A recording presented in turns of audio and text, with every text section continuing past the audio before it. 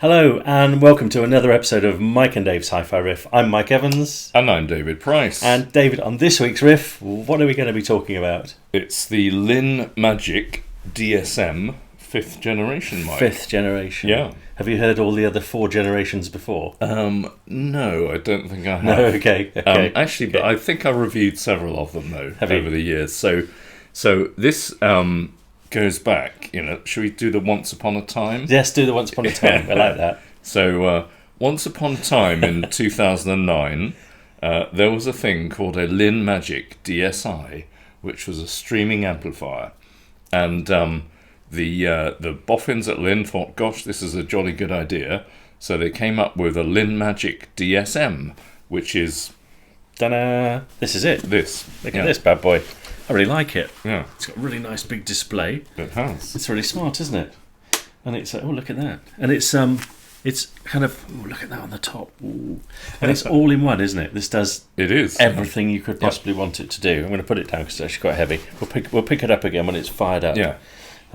So it takes a little while to think about where it is. And I'm just thinking as well, we've just disconnected it from the network, so it might have a bit of a hissy fit with that. But there we are. Who can blame it? No, absolutely, because we've been streaming via the network from Roon, from our Roon system, which worked pretty seamlessly. It did. Plug and play, as they say. Yeah. So, which is actually quite nice because we do have a bit of history of having a few hissy fits ourselves with the odd streaming device where we can't get it to connect, or the app won't work, and mentioning no names.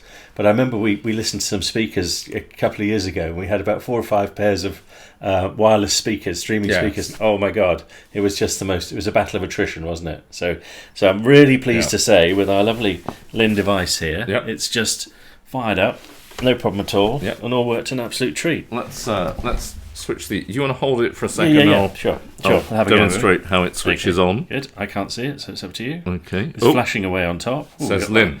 Got our Linn logo. There we go. So this is a streaming preamp, power amp, all in one. Yep. And DAC as well. DAC. Yep. And it's got phono stage 2. So it'll do pretty much everything. Is that right? It's got a phono stage and auxiliary input. The phono stage does moving magnet or moving coil, and there we go. We've got to the bit that Mike really wanted to get to. So we've got eARC. Now, a few people have asked about that and said on previous reviews, can we check and see if it has that? So I can vouch it's got an eARC, Toslink in, SPDIF in, and then loads of different analog inputs. Well, sort of pseudo analog, aren't they? Because go on, you do absolutely. It. Absolutely. So, very much like many systems like this these days, it uses DSP. It's got a space optimization algorithm, which is kind of room setup DSP system. So it needs to get everything that goes into it into the digital domain. Mm-hmm. So it does convert analog into digital. So, if you're a super hi-fi purist, then it's not for you. But then again, if you're a super hi-fi purist, you may not be buying an all-in-one box like this that does everything. So it's it disappoints me a bit because I'll give you an example, right? So I've got that lovely Nakamichi cassette deck which you sold me, and if I plug it in, then it goes through the DAC. And it's like, I don't want it to go through the DAC. And the reason why I'm a bit miffed about that is because I have exactly the same problem with my Name Unity Atom Headphone Edition. Yes. It goes through the DAC, and I want it just to be a nice analog signal. I think you should write to Linn that can play like. I'm sure for most people it's not an issue. I think the Majik 6 will go back to analog and it won't have any DSP because you can't play your Nakamichi cassette deck. Exactly right. Yes. Teeth and Brums, take note. But we end up doing really weird things then, though. So for example, at the moment we've got the Rotel Michi CD transport and Q5, DAC, which is a tank and a half. Yes. And of course, we couldn't use the DAC in it because otherwise you'd be using the DAC in the Michi, and then you'd have an analog out of the Michi into the Linn, and then you go through the Linn DAC. So you're being DAC. I beg your pardon. Exactly. Easy for me to say. So it's just as well then that the Rotel Michi's got a digital output. So we ended up using, rather than the rather expensive DAC in the £1 million Michi, we ended up using the DAC in the Linn, which is actually really good. Which is actually really good. It's actually really good. Yeah, it is. So Mike just got out of bed the wrong side today, viewers. He's I've just got a bit of a thing about this. I have I a know. thing about this. So I think we've all noticed that. So apologies. So in my system at home, I've got about 95 analog sources. Yes. Millions of cassette decks, vinyl, turntables, etc. Yeah. But I'm not too bothered by the fact that it's got, because it's not really aimed at us. No, I get it. Us snobs. Yes.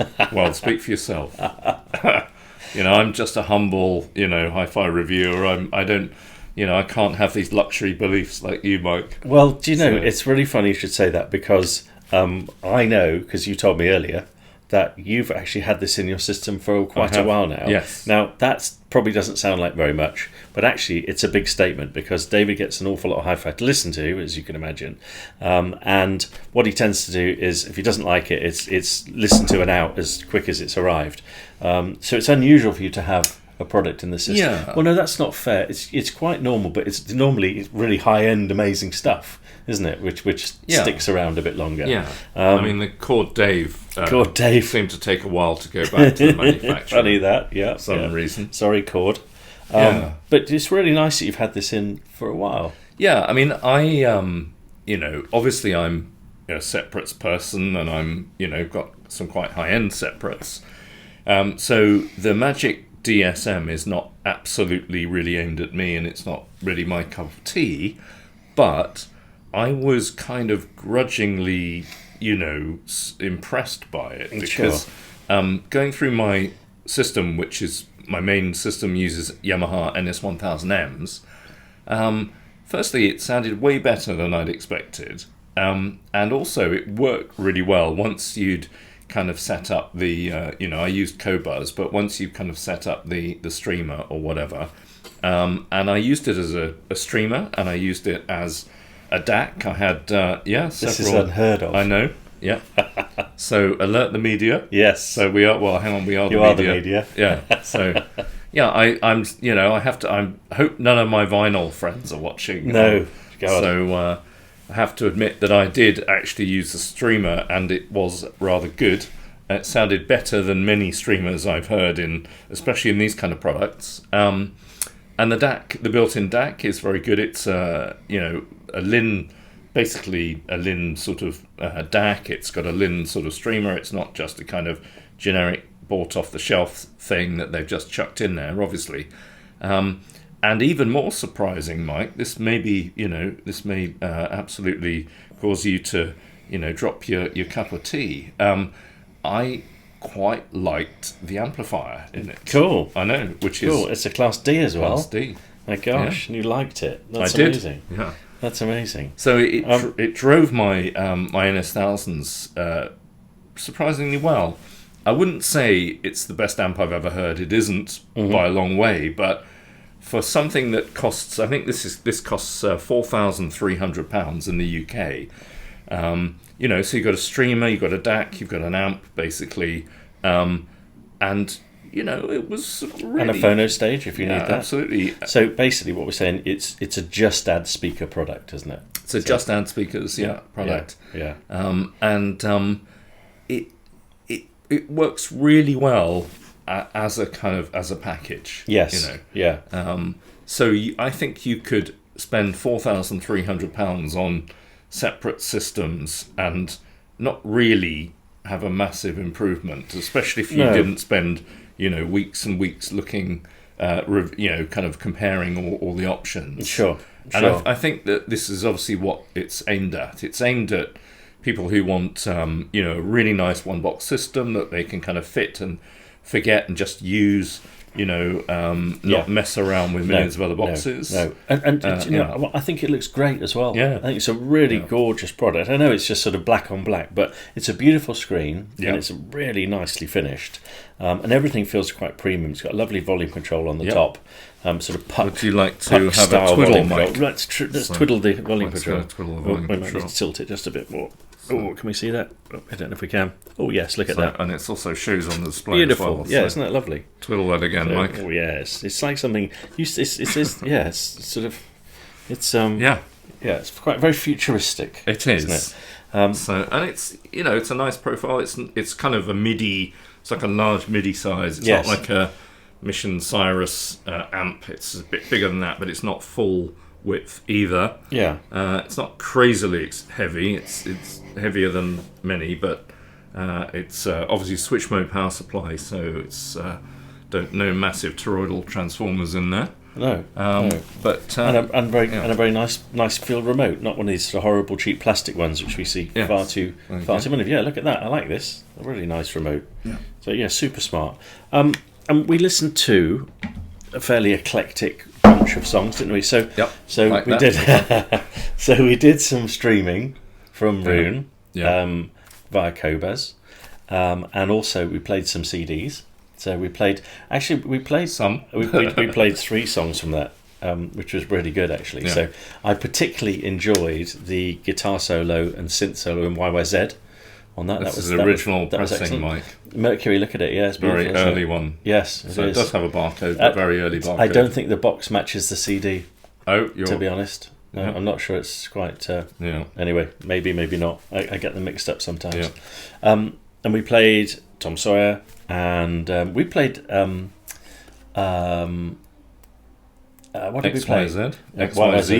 YYZ, rather. We played The Camera Eye, which is actually just such a great song. It is. Just such a cool song. My favourite track. And we were playing it through the new Wharfdale Super Lintons. Yes. Yeah.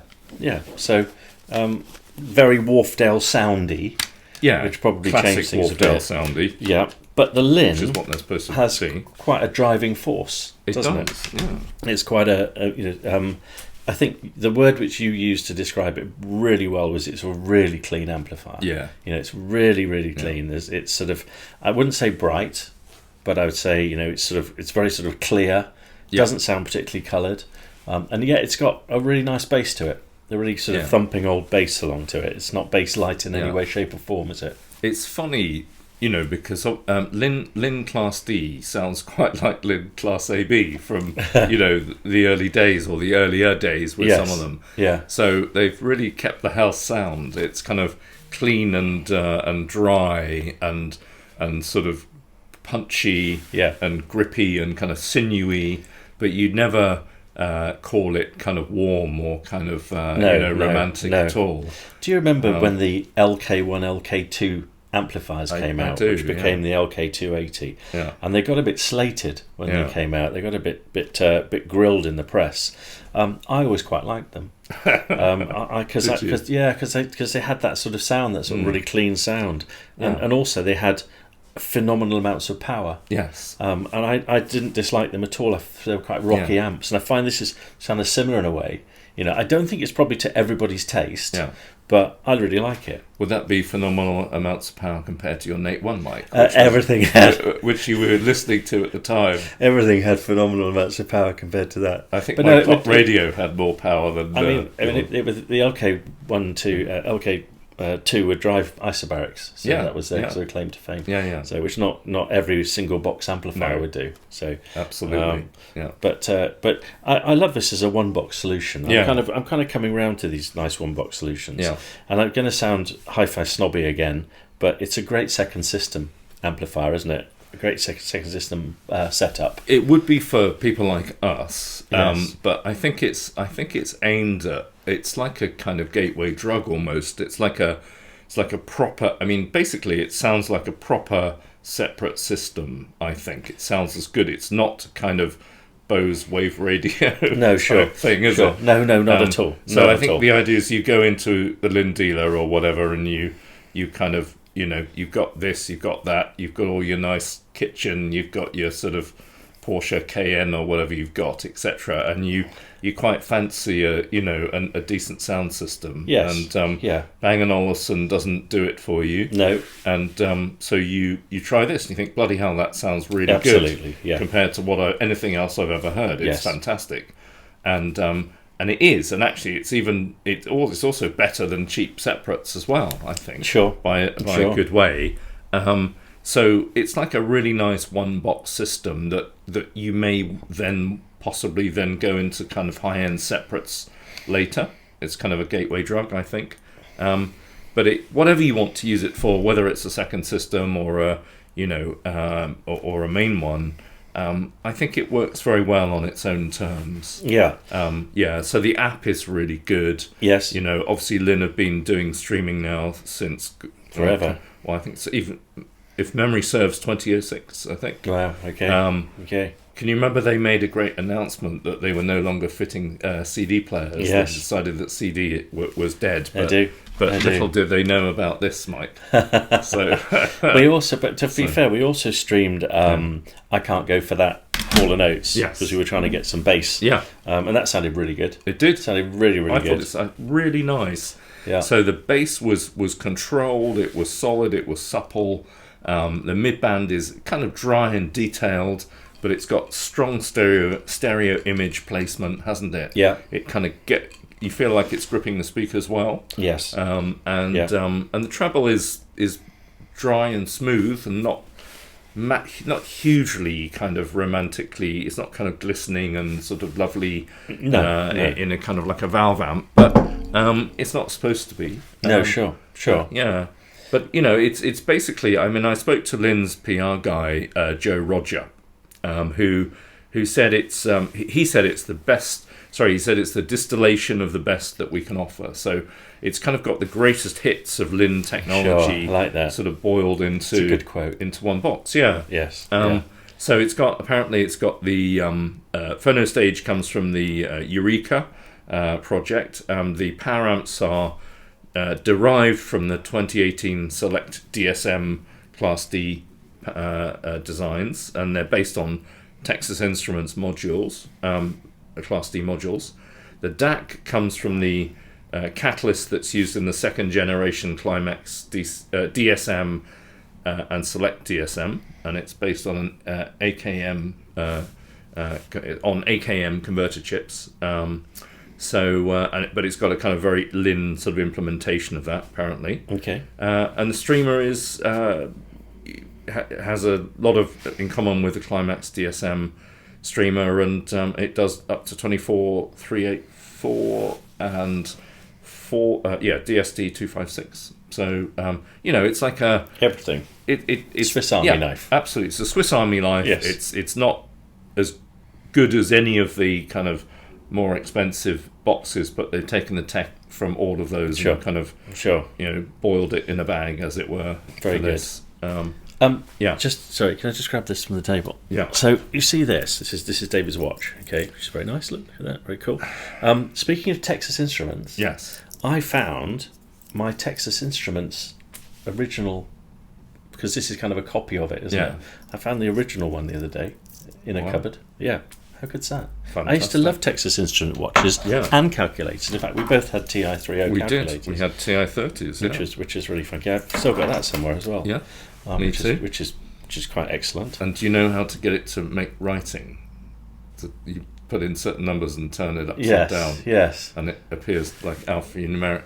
Yes, you can make rude words. Well, I wasn't thinking of the rude word, Mike. I was thinking of the hello you can make. You could get shell oil and shell oil. Yes. Yes. And a rude word. A couple of them. And hello. But let's not go down there. It's not really anything to do with the new Linn Majik DSM, is it? No, I'm sorry about that. I just saw your watch and you mentioned Texas Instruments. I'd just like to apologise for my friend. It's nice to have a chat about some nice watches from yesterday. I like the old original digitals. Yeah. I'm going to buy a calculator watch, I've decided, next year. A Seiko or Casio? Casio? Casio calculator watch, but spot on. We also played, just one more, we played Great Train Robbery by Black Uhuru, which is a song I really like. Yep. And it had a good fist at that. Loads of bass in Loads that of one. bass in that one. Yep. Absolutely. So very good. Yeah. Very good. Okay. Well, I think Well, there it's got it's got enough power. So I also used it when I had it back at my place.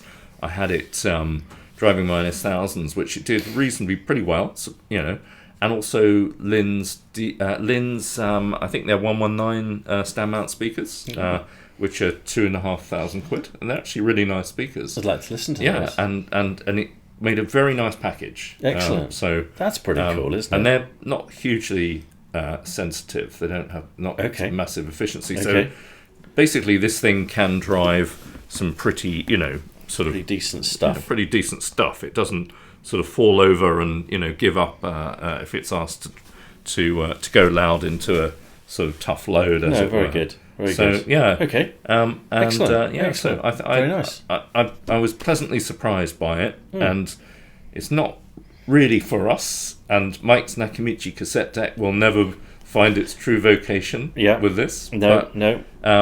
If you want a one box, it's a great one box, I think, and actually good value, considering it's British made. I have a question. Yeah, I forgot to ask. Yeah. Did you try the room setup system on it? Not in this, not in this sort of context, but it is. It's quite powerful, and it's got a very it's got a very good app with an awful lot of kind of little stuff. I think is this it's absolutely reliable, and it didn't fall over at any time, unlike most of the streaming apps I've ever tried. So I'm going to ask you to do a riffometer for me. Yeah, I'm going to give it 8.5. Are you okay? So I think the only thing, if I was putting myself in as a sort of consumer, a potential purchaser, I think I would have liked a colour display. Yes, okay. So so that kind of marks it down. But it's really hard to fault. It also takes a bit of a while to start up. To fire up, doesn't it? Yeah, it's a bit peculiar. And so it's not sort of instant on, instant off. No. It's still very good, and sure. It's hard to ask for more. How about you? I'm going to give it an 8 because it falls down for me on that input, and I'm just annoyed about the digital inputs. It's just messes. Keep them analog.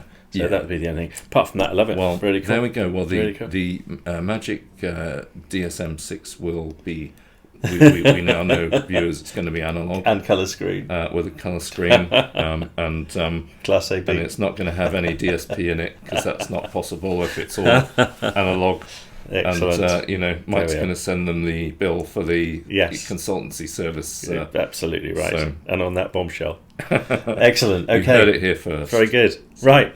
Well, look, thank you very much indeed for watching another episode of Mike and Dave's Hi-Fi Riff, and we look forward very much to seeing you at the next one.